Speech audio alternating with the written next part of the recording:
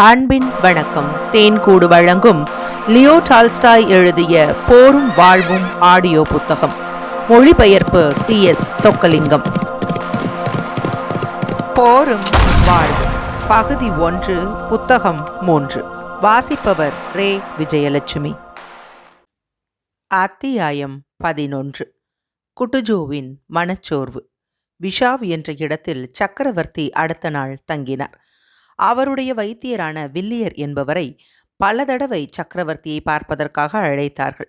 சக்கரவர்த்திக்கு உடம்பு அசௌகரியமாயிருக்கிற செய்தி தலைமை காரியாலயத்திலும் பக்கங்களிலும் உள்ள துருப்புகளிடையேயும் பரவியது.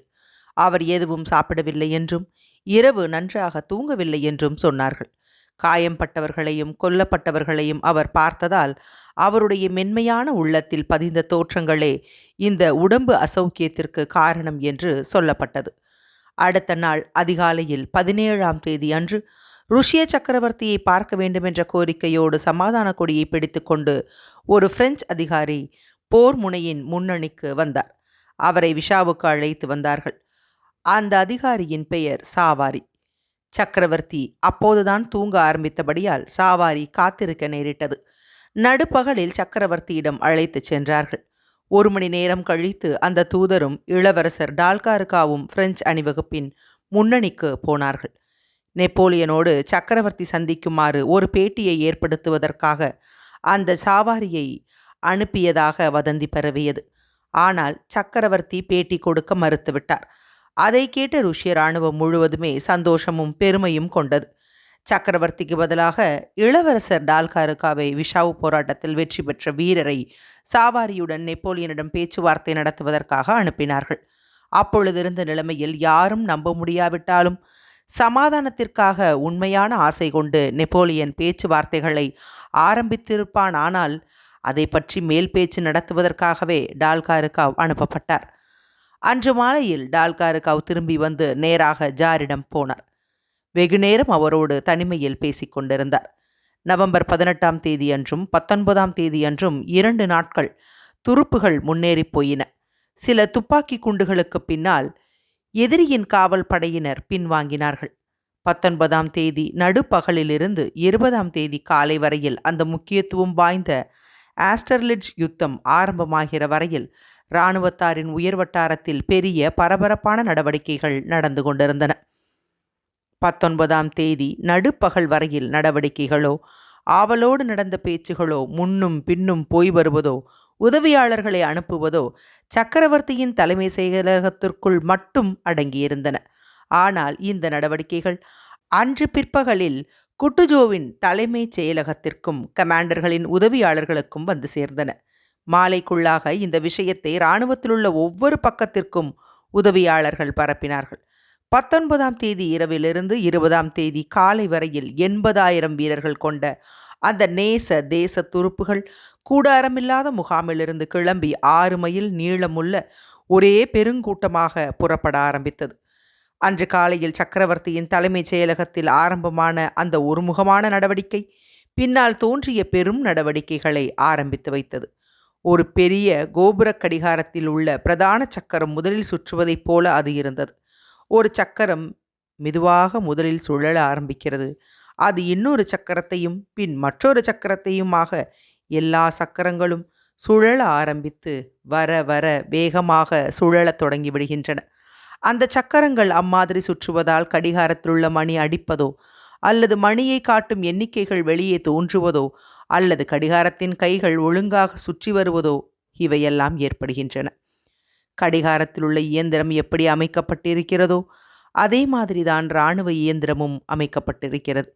ஒரு தடவை ஓர் உத்வேகம் அல்லது ஓர் உந்தும் சக்தியை ஆரம்பித்து விட்டுவிட்டால் அது கடைசி முடிவு வரை ஓடிக்கொண்டிருக்கும். தன்னிடம் ஒரு உந்து சக்தி வருகிற வரை எப்படி ஒரு சக்கரம் அசையாமல் இருக்குமோ அதே மாதிரி இராணுவத்திலும் உத்தரவு வந்து சேருகிற வரையில் உத்தரவை பெறாதவர்கள் சும்மாதான் இருப்பார்கள். சக்கரத்தின் பற்கள் ஒன்றை ஒன்று பற்றி அழுத்தும்போது சக்கரங்கள் ஓட ஆரம்பிக்கின்றன. ஆனால் ஒரு பக்கத்து சக்கரம் அசைவு எதுவும் இல்லாமல் 100 வருஷங்களுக்கு அம்மாதிரியே இருக்கப் போவது போல காணப்படும். ஆனால் அந்த சக்கரத்தின் பற்களை விசை வந்து அமுக்கும்போது அந்த சக்கரமும் மற்ற சக்கரங்களைப் போல சுழல ஆரம்பிக்கிறது. ஆனால் எதற்காக அது சுழல்கிறது, அதன் பலன் என்ன என்பது அதற்கு தெரியாது.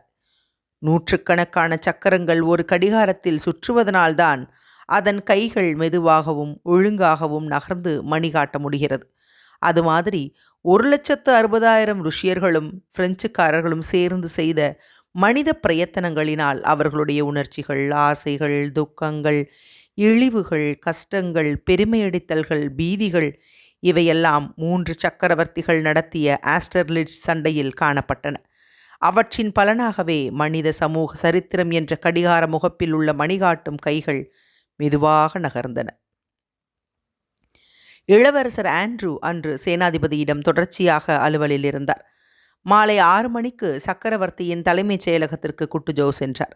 சிறிது நேரம் ஜாருடன் தங்கிவிட்டு பின்னால் மன்னர் மாளிகையின் தலைமை அதிகாரியான கோமகன் டால்ஸ்டாயை பார்க்கச் சென்றார்.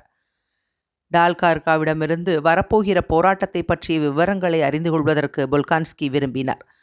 குட்டுஜோ எதற்காகவோ அதிருப்தி அடைந்திருக்கிறார் என்றும் மன அமைதி குலைந்திருக்கிறார் என்றும் அவர் உணர்ந்தார்.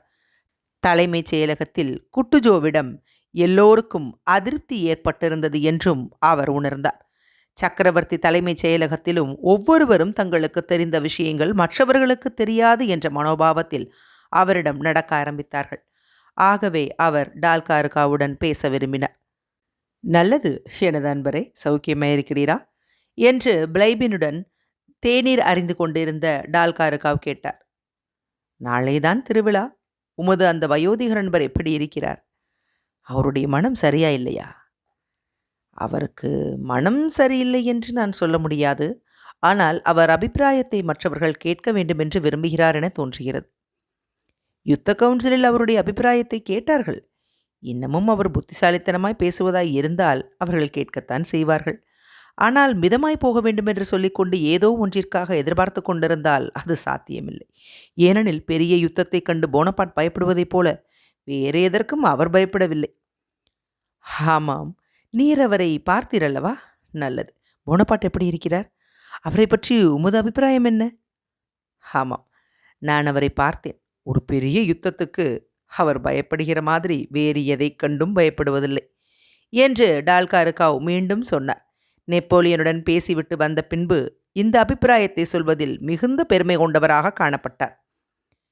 யுத்தத்தை கண்டு அவர் பயப்படாவிட்டால் பேட்டி வேண்டுமென்று எதற்காக கேட்கிறார்? எதற்காக பேச்சுவார்த்தை நடத்துகிறார்? எல்லாவற்றிற்கும் மேலாக அவருடைய துருப்புகள் எதற்காக அப்புறம் பின்வாங்கி கொண்டிருக்கின்றன? அவர் இம்மாதிரி பின்வாங்குவது அவரது யுத்த முறைக்கு நேர்விரோதமாயிற்றே. நான் சொல்வதை கேளும். அவர் ஒரு பொதுவான யுத்தத்தை கண்டு பயப்படுகிறார்.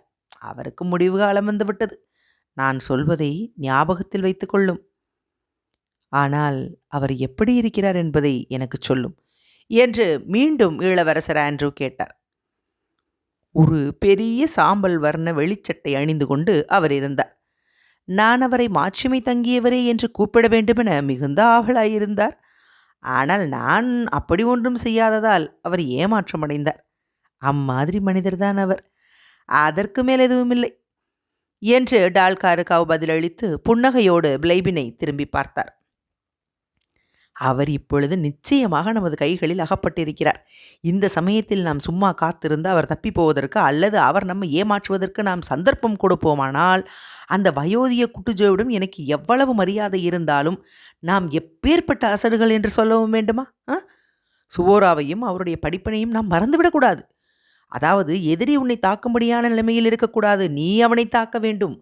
எல்லா அனுபவங்களையும் கொண்ட வயதான தாமதக்காரர்களை விட வாலிபர்களின் வன்மையும் ஊக்கமுமே யுத்தங்களில் நல்ல பலனை கொடுக்க முடியும் என்று நான் சொல்லுவேன். அப்படியானால் எந்த மாதிரி நாம் அவரை தாக்கப் போகிறோம்? இன்று முன்னணிக்கு போயிருந்தேன். எதிரிகளின் மூலபலம் எங்கே இருக்கிறது என்று சொல்வது முடியாத காரியமாயிருக்கிறது என்று இளவரசர் ஆண்ட்ரூ சொன்னார். எதிரியை தாக்குவதற்கு தாம் தயாரித்துள்ள ஒரு திட்டத்தை டால்கார்காவுக்கு விளக்கிச் சொல்ல அவர் விரும்பினார். அவையெல்லாம் ஒன்றுதான் என்று டால்கார்காவ் வேகமாய்ச் சொல்லி அங்கிருந்து எழுந்து மேஜை மீது ஒரு பெரிய யுத்த படத்தை விரித்தார். எல்லா விதமான சம்பவங்களையும் எதிர்பார்த்தே திட்டம் போட்டிருக்கிறோம். பிரென் என்ற இடத்தில் எதிரி நிற்பானானால் வேகமாகவும் தெளிவில்லாமலும் வேராதார் தயாரித்துள்ள பக்கவாட்டு தாக்குதலை பற்றிய திட்டத்தை இளவரசர் டால்காருக்காவ் விளக்க ஆரம்பித்தார். இளவரசர் ஆண்ட்ரூ அதற்கு பதில் சொல்லவும் தமது சொந்த திட்டத்தை பற்றி கூறுவதற்கும் ஆரம்பித்தார். அவருடைய திட்டம் வேராதார் திட்டத்தைப் போலவே நல்லதா இருக்கலாம் என்றாலும் வேராதார் திட்டம் முன்பே ஒப்புக்கொள்ளப்பட்டு விட்டபடியால் இவர் திட்டத்திற்கு அவசியமில்லை. வேராதார் திட்டங்களில் உள்ள குறைகளை பற்றியும் தமது திட்டங்களில் உள்ள உயர்வுகளை பற்றியும் இளவரசர் ஆண்ட்ரூ விளக்கி பேச ஆரம்பித்தார். அச்சமயம் இளவரசர் டால்காருக்காவ் அவர் பேசுவதை கவனிக்காமல் நிறுத்தி ஏதோ பராக்குத்தனமாக இளவரசர் ஆண்ட்ரூவின் முகத்தையே பார்த்து கொண்டிருந்தார். யுத்த படத்தை பார்க்கவில்லை. இன்றிரவு குட்டுஜோவின் செயலகத்தில் யுத்த கவுன்சில் கூட்டம் நடைபெறுகிறது. அங்கே வந்து நீர் இதையெல்லாம் சொல்லலாம் என்றார் டால்காருக்காவ். நான் அப்படியே செய்கிறேன் என்று இளவரசர் ஆண்ட்ரூ சொல்லிவிட்டு யுத்தப்படம் வைக்கப்பட்டிருந்த இடத்திலிருந்து அப்புறமாக போனார். கணவான்களே, நீங்கள் எதற்காக சிரமப்பட்டு கொண்டிருக்கிறீர்கள் என்று பிளைபின் கேட்டார். அதுவரையில் இவர்களுடைய உரையாடல்களை அவர் ஒரு வேடிக்கையான புன்முறுவலுடன் கேட்டுக்கொண்டிருந்தார். இப்பொழுது ஒரு தமாஷ் செய்வதற்கு அவர் தயாராயிருக்கிறார் என்பது தெரிந்தது. நாளைய தினம் நமக்கு வெற்றி கிடைத்தாலும் சரி, தோல்வி கிடைத்தாலும் சரி, நமது ருஷ்ய துருப்புகளின் பெருமை இருக்கிறதே, அது மட்டும் பாதுகாப்பாக இருக்கிறது. உங்களுடைய குட்டுஜோவை தவிர இந்த இராணுவத்தில் ஒரு பட்டாளத்திற்கு தலைவராக கூட வேறு ஒரு ருஷ்யர் கிடையாது. தளபதிகள் எல்லாம் ஹெர் ஜெனரல் விம்பன், லே காம்டே டி லாங்கரன், லே பிரின்ஸ் டிவிச் டென்ஸ்டீன், லே பிரின்ஸ் ஹோகன் லோஹே, கடைசியாக பிரிஷ். இம்மாதிரியாக எல்லாம் போரிஷ் நாட்டு பெயர்களே. புறங்கூறுபவரே, கொஞ்சம் அமைதியாயிரும். நீர் சொல்வது உண்மையல்ல. இப்போது மிலராடாவிச் என்பவரும் டாக்குராவ் என்பவருமான 2 ருஷ்யர்கள் இராணுவத்தில் இருக்கிறார்கள். கோமகன் ஆராக்சிவ் என்பவருக்கு உடல் நலம் சௌக்கியமாயிருந்தால் அவர் 3வது ஜெனரலாக வருவார் என்று டால்காருக்காவ் சொன்னார். ரொம்ப சரி. ஜெனரல் குட்டுஜோ வெளியே வந்துவிட்டார் என்று நினைக்கிறேன். உங்களுக்கு அதிர்ஷ்டமும் வெற்றியும் ஏற்படுவதாக கணவான்களே என்று இளவரசர் ஆண்ட்ரூ சொல்லிவிட்டு டால்காருக்காவ், பிளைபின் ஆகியோருடன் கை குலுக்கிய பின்பு வெளியே வந்தார். குட்டுஜோவுடன் அவர் ஜாகைக்கு திரும்பிய போது மௌனமாயிருந்த குட்டுஜோவிடம் மறுநாளைய யுத்தத்தை பற்றி என்ன நினைக்கிறீர் என்று கேட்காமல் இளவரசர் ஆண்ட்ரூவால் இருக்க முடியவில்லை. ஒரு கடுமையான நோக்கோடு குட்டுஜோ தமது உதவியாளரை பார்த்தார். சிறிது தயங்கிவிட்டு சொன்னார், நாளைய யுத்தத்தில் நாம் தோற்றுவிடுவோம் என்று நினைக்கிறேன். கோமகன் டால்ஸ்டாயிடம் இதை நான் சொல்லி சக்கரவர்த்தியிடம் கூறும்படி கேட்டுக்கொண்டேன். அவர் என்ன பதில் சொன்னார் என்று நினைக்கிறீர் எனது அன்புள்ள ஜெனரலே? நான் சாதத்தையும் கறிகளையும் சாப்பிடுவதில் ஈடுபட்டிருக்கிறேன். இராணுவ விஷயங்களை பற்றி நீரே கவனித்துக் கொள்ளும் என்று அவர் சொன்னார். ஆமாம், அதுதான் எனக்கு கிடைத்த பதில்.